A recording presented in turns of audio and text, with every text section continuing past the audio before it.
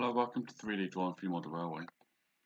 On the brick wall tutorial we did right near the beginning of the lessons, somebody made a comment about how can we make a brick wall on a curved surface. So I thought I'd take that opportunity today to make a quick video showing how I'd go about doing that. So what I've done is I've created a cylinder and I made that cylinder 40.9 in 49.5 in diameter and a height of 40 millimeters. Obviously, just if you want to design your own thing, like maybe you're doing a chimney or you're just doing a curved retaining wall, whatever your shape or size, this will work on.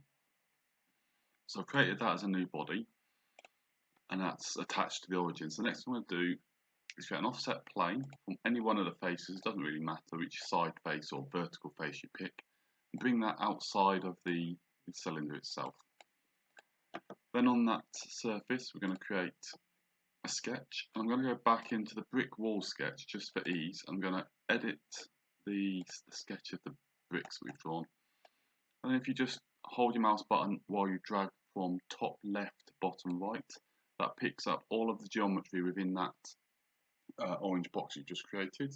And you can do Control C for copy, and back into the new sketch, Control V, and then click on OK to put that there. Then what we'll do is we'll constrain that point to, let's Control V again, paste that. I'm just going to move it up the top out of the way here, and then I can grab and constrain that to the origin point there. Just constrain to the top corner, which just wouldn't work clearly. So once you've got that in that position there, what we're then going to do is emboss. Now, actually, we've got a little bit to close off there, so go back into that sketch. Just going to draw a line down here that's going to close that off, which makes these selectable. Do the emboss, select the profiles, and then deboss here.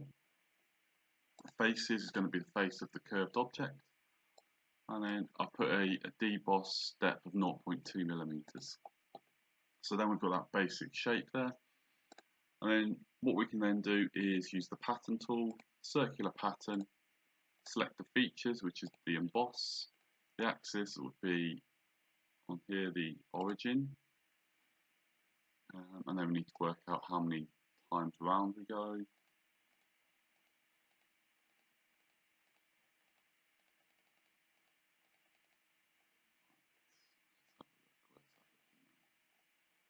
So 81 somewhere.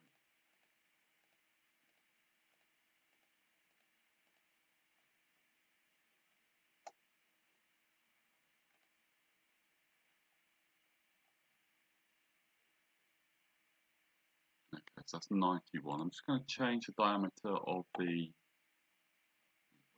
I'm going to change the diameter of the cylinder, and then hopefully that can close up this last little bit here. So edit feature, I'm just going to make that 49.4.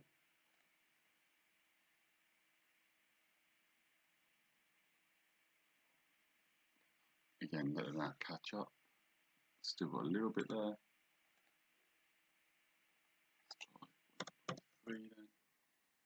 And it's just a case of playing around. Obviously, if you've got a curved wall or something like that you're trying to draw, then you might want to maybe change the diameter of the brick or size of the bricks, or you can draw something like this where it's a complete circle and then just cut off the parts that you don't need and then move that body into position where you need it.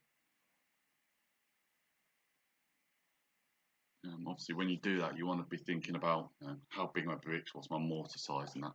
So there we go, we've got the first course going all the way around.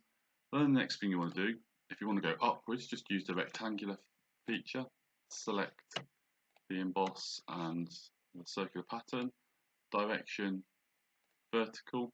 Now we know the bricks are 1.6, sorry, 0.8 plus 0. Is that right? No, let's check that.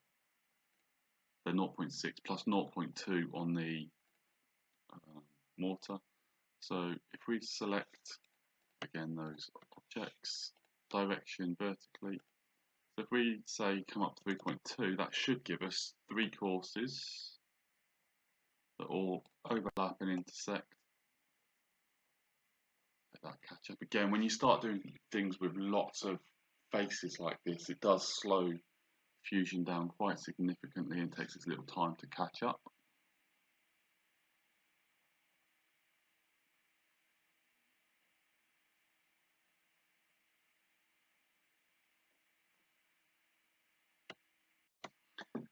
So there you can see we've done a complete pattern. I've done 3 rows there. Obviously, the more you do, the slower it takes. You need a better PC to be able to cope with this. You know, you can go up as high as you wanted. You can also use the same technique. We do an offset plane from so that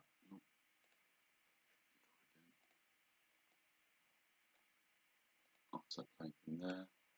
We can use the same technique. Let's say if we wanted to draw image sketching there with some text on it.